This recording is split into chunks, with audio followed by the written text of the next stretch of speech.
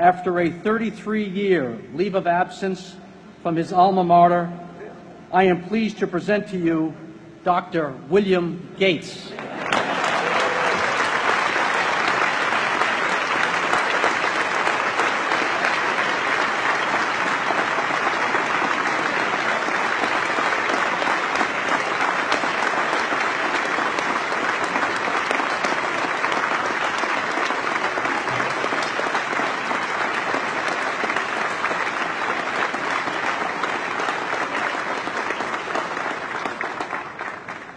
Thank you.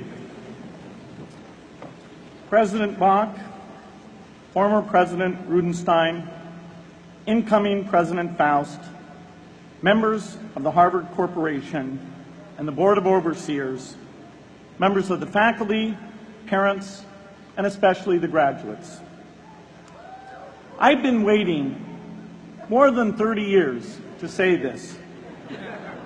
Dad, I always told you I'd come back and get my degree.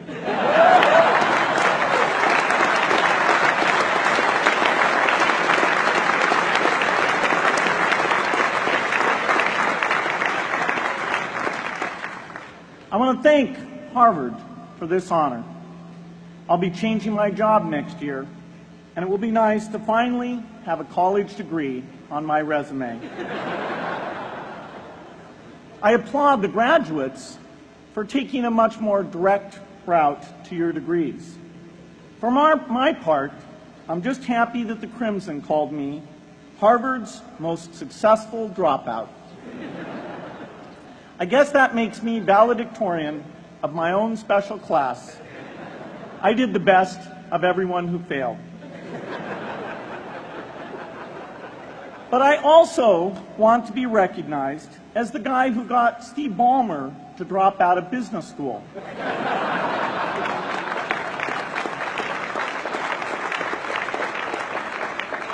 I'm a bad influence.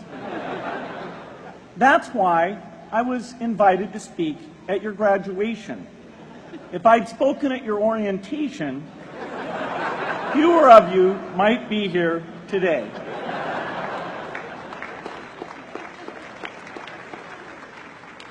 Harvard was a phenomenal experience for me.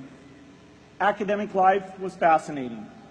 I used to sit in on lots of classes that I hadn't even signed up for. And dorm life was terrific. I lived up at Radcliffe in Currier House. There were always a lot of people in my dorm room late at night discussing things because everyone knew that I didn't worry about getting up in the morning. That's how I came to be the leader of the antisocial group. We clung to each other as a way of validating our rejection of all those social people. Radcliffe was a great place to live. There were more women up there, and most of the guys were math science types. The combination offered me the best odds, if you know what I mean.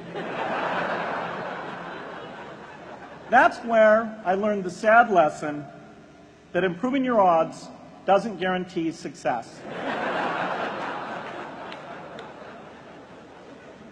One of my biggest memories of Harvard came in January 1975 when I made a call from Currier House to a company in Albuquerque, New Mexico that had begun making the world's first personal computer. I offered to sell them software.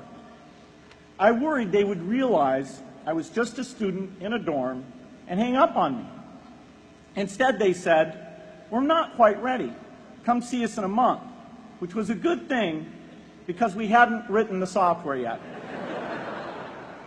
From that moment, I worked day and night on the extra credit project that marked the end of my college education and the beginning of a remarkable journey with Microsoft. What I remember above all about Harvard was being in the midst of so much energy and intelligence. It could be exhilarating, intimidating, sometimes even discouraging, but always challenging. It was an amazing privilege, and though I left early, I was transformed by my years at Harvard, the friendships I made, and the ideas I worked on.